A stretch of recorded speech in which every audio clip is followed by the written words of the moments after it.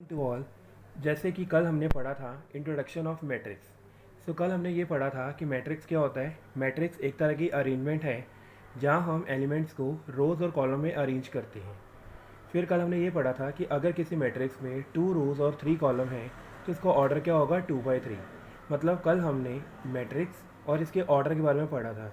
आज हम नया टॉपिक स्टार्ट करने जा रहे हैं जिसका नाम है types of matrices. Types of matrices का मतलब है हम ये देखेंगे कि मैट्रिक्स के कितने कितने टाइप्स हो सकती हैं। सो हम एक एक को स्टडी करेंगे विद एग्जांपल। सबसे पहले मेरे पास आता है रो मैट्रिक्स।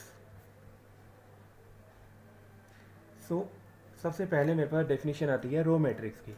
अब नाम से पता लग रहा है रो मैट्रिक्स ऐसा matrix which has only one row. अभी आपको क्लियर होगा एग्जाम्पल से। हम एक एग्जाम्पल्स लिखते हैं विच हैज़ ओनली वन रो। सो मैं 3-4 एग्जाम्पल लिख रहा हूँ, आपको अभी समझ आ जाएगा कि मैं क्या कहना चाह रहा हूँ। सो अब आपको एक चीज़ क्लियर हो रही है। यहाँ मैंने 3 मैट्रिक्स लिखे हैं ए, बी एंड सी। क्लियरली ए में कितनी रोज़ हैं 1 और कॉलम कितने हैं 2। मैट्रिक्स बी में कितनी रोज़ हैं 1 और कॉलम कितने हैं 3। मैट्रिक्स सी में कितने रो हैं 1 और कितने कॉलम हैं 4। इसका मतलब ये हुआ कि ए का ऑर्डर है 1/2, बी का ऑर्डर है 1/3, सी का ऑर्डर है 1/4। तो हम ये भी बोल सकते हैं कि रो मैट्रिक्स एक ऐसा मैट्रिक्स होगा which has order 1/n where n is any number other than 1। n 1 नहीं हो सकता, n 2 हो सकता है, 3 हो सकता है, 4 हो सकता है एंड सो ऑन। सो कहने का ये मतलब है कि जिस मैट्रिक्स में सिर्फ एक रो हो और कॉलम एक से ज़्यादा हो 2, 3, 4 एंड सो ऑन, उसे हम बोलते हैं row matrix. Let us study next column matrix. Again अब आपको क्लियर हो जाएगा यहाँ से कॉलम मैट्रिक्स का मतलब है which has only one column.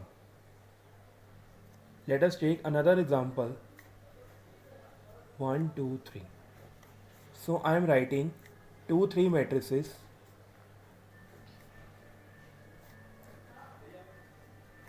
So here you can see matrix D has 3 rows and 1 column, so its order is 3/1. Matrix A has 2 rows and 1 column and matrix F has 4 rows and 1 column. Again in the same manner like row matrix में एक रो होगी और column एक से ज़्यादा होंगे, इसी तरह हम ये बोल सकते हैं कि कॉलम मैट्रिक्स का जो इन जनरल ऑर्डर होगा वो होगा n/n 1। मतलब इसमें एक से ज़्यादा रो होंगी पर कॉलम हमेशा एक ही होंगे। यहाँ पे n क्या हो सकते हैं 2 हो सकता है, 3 हो सकता है, 4 हो सकता है, up to so on. n 1 नहीं होगा और यहाँ पर भी n 1 नहीं होगा, वो एक स्पेशल टाइप बन जाएगी जो हम आगे डिस्कस करेंगे। सो अभी हमने स्टडी किया row matrix and column matrix. Next मेरे पास आता है square matrix. So it is important one. ये आपको 1 मार्क में क्वेश्चन आ सकता है ऑब्जेक्टिव टाइप कि स्क्वायर मैट्रिक्स की क्या कंडीशन है। सो हम ये बोल सकते हैं a matrix which has equal number of rows and column is known as square matrix. For example, I am writing few examples. So here you can see here in example A there are 2 rows and 2 columns, so its order is 2/2. In B there are 3 rows and 3 column. So हम ये बोल सकते हैं कि कोई भी matrix जिसे हम इन जनरल AIJ की फॉर्म में लिखते हैं m/n, हेयर m = n। सो हम ये बोल सकते हैं कि स्क्वायर मैट्रिक्स में नंबर ऑफ़ रोज और नंबर ऑफ़ कॉलम हमेशा सेम होंगे। इसीलिए हमने यहाँ बोला था कि यहाँ पे n 1 नहीं हो सकता, क्योंकि अगर n 1 हो गया तो ये बन जाएगा स्क्वायर मैट्रिक्स। सो रो मैट्रिक्स के लिए ऑर्डर होता है 1/n, कॉलम के लिए ऑर्डर होता है n/1 और स्केयर के लिए ऑर्डर होगा m/n, और we can say its order is m/m और n/n. So therefore A is a matrix of order 2. We can write simply order 2, or we can write B is a matrix of order 3. हम next study करते हैं. हमारा next है rectangular matrix. So as the name suggest, rectangle means, हम सभी ने पढ़ा है, रेक्टेंगल मीन्स हैविंग लेंथ और breadth different in the same manner, जिसमें नंबर ऑफ रोज और कॉलम इक्वल नहीं होंगे, उसे हम बोलेंगे rectangular matrix. Other than square matrix, other than square matrix, ये हमारे सारे हैं rectangular matrix. So we can write here order is 1/2, here order is 3/2. So we can simply write m not equal to n, where m is the row, m stand for rows और n stand for column. So rectangular matrix कौन सा होगा जिसमें number of rows और number of columns equal नहीं होंगे. अगर वो इक्वल हो जाते हैं तो वो बन जाएगा स्क्वायर मैट्रिक्स, अगर वो नहीं बनते हैं वो बन जाएगा रेक्टेंगुलर. हमने पीछे जो डिस्कस किया था, रो और कॉलम ये सारे क्या होंगे, रेक्टेंगुलर, क्योंकि इनके नंबर ऑफ रोज और कॉलम इक्वल नहीं होंगे. तो आई होप आपको क्लियर हो गया होगा कि रेक्टेंगुलर और स्क्वायर में क्या डिफरेंस है. नेक्स्ट हम डिस्कस करेंगे diagonal matrix. So it is very important, diagonal matrix. So let us take example. I have written one matrix. So you can see कि here elements are present diagonally. यहाँ पे diagonally element present है. Whatever the elements, they may be 1, 2, 3, any element, any real numbers we can say. Or other than, you can say all entries are 0. These are diagonal elements. Other than diagonal elements, all entries are 0. That matrix is known as diagonal matrix. और we can write in this manner कि diagonal matrix एक ऐसा matrix होगा जिसमें Aij is 0 for I not equal to j. आप देख सकते हो मैंने यहाँ पे क्या लिखा है. हमने कल डिस्कस किया था I स्टैंड फॉर रो और J स्टैंड फॉर कॉलम. सो मैंने लिखा है कि अगर I और J इक्वल नहीं है तो उसकी आंसर 0 आएगा. We can see. सो आपको पता है इसकी पोजीशन क्या है, A12, इसकी पोजीशन क्या है, A13, इसकी पोजीशन क्या है, A21, इसकी पोजीशन क्या है, A23, इसकी पोजीशन क्या है, A31, इसकी पोजीशन क्या है, A32. So in all entries I not equal to J, so इसका आंसर 0 आ जाएगा. So this is known as diagonal matrix. Diagonals के दो स्पेशल पार्ट्स हैं. एक आता है आपका स्केलर मैट्रिक्स और दूसरा आता है identity matrix. So we can say they are the part of diagonal matrix. So I am writing 2 examples. So आप जज कर सकते हो कि इनमें क्या डिफरेंस है.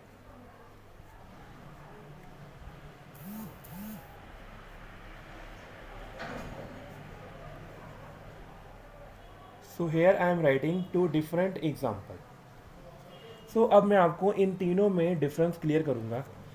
हाँ जी, this is simply diagonal matrix because elements present on the diagonal, rest all are 0. Here again same, diagonally present, rest all are 0, diagonally present, rest all are 0. But you can notice that in diagonal matrix elements may be same or different, but in scalar matrix, please note down this point, in scalar matrix diagonal matrix should be same other than 1. ये 1 नहीं होना चाहिए, ये same हो सकता है. It may be 2, 2, 2, it may be 3, 3, it may be 4, 4, it may be 5, 5 और any real number, but ये 1 नहीं होगा. अगर तीनों एंट्री 1 बन जाएगी then it become identity matrix. So ये दोनों में डिफरेंस है. अगर डायगोनल एलिमेंट्स 1, 1 हैं तो उसका नाम होगा आइडेंटिटी मैट्रिक्स, और अगर डायगोनल एलिमेंट सेम हैं अदर देन 1 वो बन जाएगा स्केलर, और अगर डायगोनल एलिमेंट कुछ भी हैं देन वो बन जाएगा डायगोनल मैट्रिक्स. आई होप आपको तीनों में डिफरेंस क्लियर हो गया होगा. सो अब हम थोड़ा सा और डिस्कस करते हैं डायगोनल आइडेंटिटी मैट्रिक्स के बारे में. आइडेंटिटी मैट्रिक्स को हम यूनिट मैट्रिक्स भी बोलते हैं और इसे हम सिंपली रिप्रेजेंट करते हैं आई के साथ। एक बात और ध्यान रखना कि डायगोनल मैट्रिक्स हमेशा स्क्वायर मैट्रिक्स होगा। Please note down this point. Square matrix mean order should be 2/2 और 3/2, 2/2 एंड 3/3। सो आइडेंटिटी मैट्रिक्स आई, अगर इसका ऑर्डर 2/2 है तो इसकी वैल्यू होगी 1 0 0 1, और अगर आइडेंटिटी मैट्रिक्स 3/3 का है तो इसका आंसर होगा 1 0 0 0 1 0 0 0 1। सो ये था हमारा आइडेंटिटी मैट्रिक्स, और हम सिंपली इसे I2 भी लिख सकते हैं और सिंपली इसे हम I3 भी लिख सकते हैं। ये हमें ये बता रहे हैं कि इसका मतलब है 2/2 और ये हमें बता रहे हैं इसका मतलब है 3/3। तो आज हमने डिस्कस किया कि टाइप्स ऑफ मैट्रिसेस क्या होते हैं। फर्स्ट वन रो मैट्रिक्स, फिर हमने पढ़ा कॉलम मैट्रिक्स, फिर हमने पढ़ा स्केलर मैट्रिक्स, स्क्वायर मैट्रिक्स, फिर हमने पढ़ा रेक्टेंगुलर मैट्रिक्स, फिर हमने पढ़ा डायगोनल। डायगोनल के दो स्पेशल हैं, स्केलर एंड आइडेंटिटी मैट्रिक्स। अब हम नेक्स्ट मैट्रिक्स के बारे में पढ़ते हैं। नेक्स्ट है हमारा नल मैट्रिक्स और ज़ीरो मैट्रिक्स। नल मैट्रिक्स और zero matrix. So as the name suggest null, if all entries are zero, then that matrix is known as null matrix or zero matrix. So here we can write capital 0 of 2/2. If I write capital 0 3/3, then it becomes 0 0 0 0 0 0 and this. So please student note down the difference. Note, here small 0 is a element और capital 0 is matrix. Make sure आपको ये difference clear होना चाहिए कि ये तो entry है, small element है, पर ये एलिमेंट नहीं है। This is your matrix of order 2/2 and 3/3।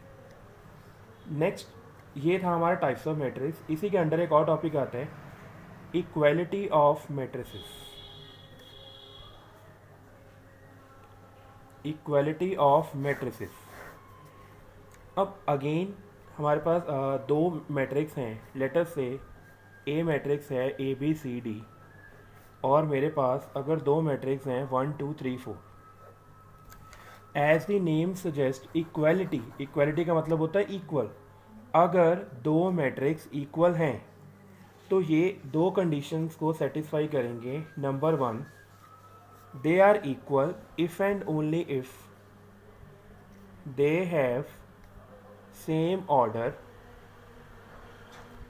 that is same order means अगर A का ऑर्डर 2/2 है तो B का ऑर्डर भी 2/2 होगा, अगर A का ऑर्डर 2/3 है तो B का ऑर्डर भी 2/3 होगा, and so on. Second, corresponding elements